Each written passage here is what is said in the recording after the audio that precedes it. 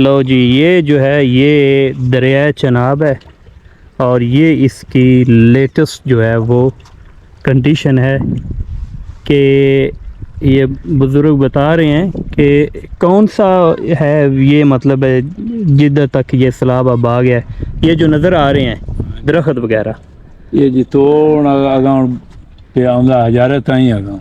अच्छा, यानी कि तुसी कहंदे हो कि लोगों की जिहड़ी ज़मीन है वो दरिया बुर्द हो चुकी है, हो चुकी काफ़ी ज़्यादा। हाँ, ये 2800 किले दे अंदर मालक आया सी। तो ये लोग है जिन्हां दी ज़मीन थोड़ी बच गई, ए पिंड जेड़ा ए पिंड 2800 किले एकड़। हाँ जी हाँ जी। तो अगों मुड़े 2800 किले चोगों आने इन्ने लोग एक दे विच 3-4 लोग हो गए। अच्छा, वो दूजे 3 लोग जेड़े नो वंद रहे, ये लोग एक खड़ा है। ठीक है, यानी कि वो दरिया बुर्द हो गए ने। दरिया बुर्द। ओ। अच्छा, स्पीड जो है वो वाकई काफ़ी तेज़ है। हाँ, ते चलो कोई ये मिल जाता है ना। हाँ जी बिल्कुल। केड़ा केड़ा ना ना ना। की नाम जे? मेरा नाम जी अहमद है। अहमद। ते ए तुसी मज्जां बिल्कुल ताज़ा पट्ठियां च वाड़ियां ने सिर्फ इस वजह तो कि दरिया जेड़ा है काफ़ी ज़्यादा तेज़ हो गया। जी आए वैसे ढा रहा है तो थल्ले बहना पिया। अच्छा, ते भाई छोटी छोटी भाई तो माल छाड़ दिता है भाई, जाया हो जानी जमीन अगे जाया थी हुंदी है, ज़मीन ज़ाया थी हुंदी। पट्ठे ना जाया होण। अच्छा, की तुहाडा की मसलन मुतालबा की है कि देखो ना, मैं हुण वेख रहा कि काफ़ी ज़्यादा बिल्कुल ताज़ा है ये दरिया ने, काफ़ी ज़मीन हल्का जिन्ना है ढूंग तुहाडे विच आओ वेख जांदी पे जांदी दी बना लो। ओ नज़र आ रही है, आ रही है नज़र, आ रही नज़र। इस तरह सारी कोई 10-12 किले जमीन है सारी आएगा का सारा गायब आएगा पूरा बढ़ा दी, गैप मार गया। गायब मार किन्ने दिन है? इन्ना 4-5 दिन। अच्छा जी 4-5 दिन है भी 4-5 दिन दी। ठीक है। हाँ। और की ये ਤੁਹਾਡਾ ਮੁਤਾਲਬਾ ਕਿ ਦਰਿਆ ਨੂੰ ਕਿਸ ਤਰ੍ਹਾਂ ਸਿੱਧਾ ਕੀਤਾ ਜਾਏ, ਕੀ ਨਾ ਕੀਤਾ ਜਾਏ? ਨਾਕੂ ਵੱਜਣ ਤੇ ਫਿਰ ਸਾਡਾ ਸਿਰ ਛੱਡ ਜਾਂਦਾ ਹੈ। ਅੱਛਾ, ਹਾਂ, ਨਾਕੂ ਨਾ ਵੱਜਣ ਤੇ ਆਪਣਾ ਉੱਤੇ ਆਓ, ਉੱਤੇ ਪੀਟਰ ਸ਼ੀਟਰ ਪੋਰੇ ਛੋਰੇ ਪੱਟ ਲੈ ਨੇ।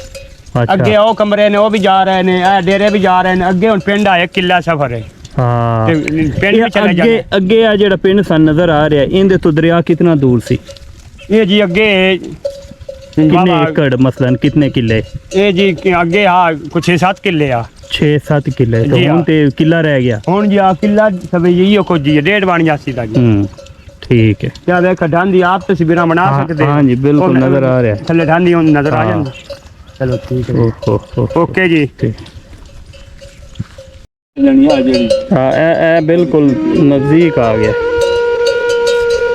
और कच्ची मिट्टी है और ये जनाब दरिया बुर्द हो रही है। हाँ, चली गई है।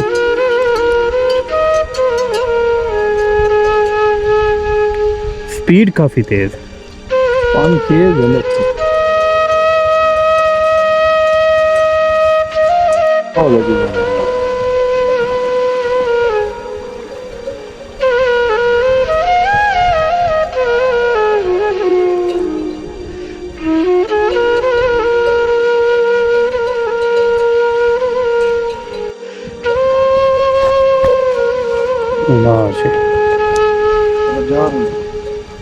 है इस तरह दरिया बुर्द ज़मीन होती है ना? ये बहुत गहराई हुई है ना?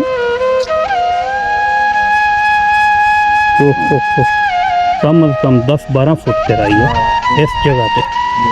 इन्नी उधर मेरा ख्याल है उधर नहीं होनी है ना जितनी इतने मार गया।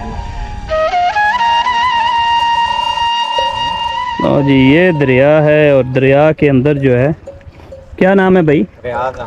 रियाज अहमद जो है वो बैंसों को नला रहा है। अच्छा दसो रियाज अहमद भाई की कहते हो, की कहते हो दरिया के बारे? कहते हो सारी जमीन सारी ले जाता है। हाँ वो तो नजर आ गया ते इंदा की हल की है? इंदा हल ही मेहरबानी करो ते नाकू बना दो ते साडे पिंड च बच जावे। ये नाकू किस बनाना है? ये गवर्नमेंट ही बनाना। केड़ी गवर्नमेंट? मुतालबा करो ना जिन्होंने वोट दिते है। नून लीग है। नून लीग नो, ठीक है सही है। तो नून लीग से मुतालबा है दरिया चनाब। केड़ा पिंड है जी? बून फाजल। बून फाजल। और ये सारी ज़मीन जो है वो दरिया बुर्द हो रही है।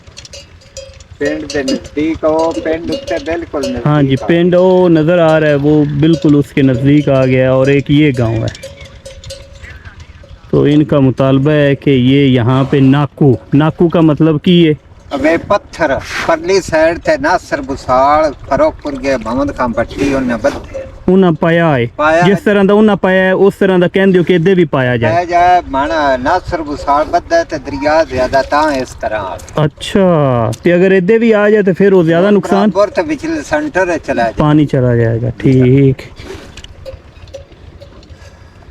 सही।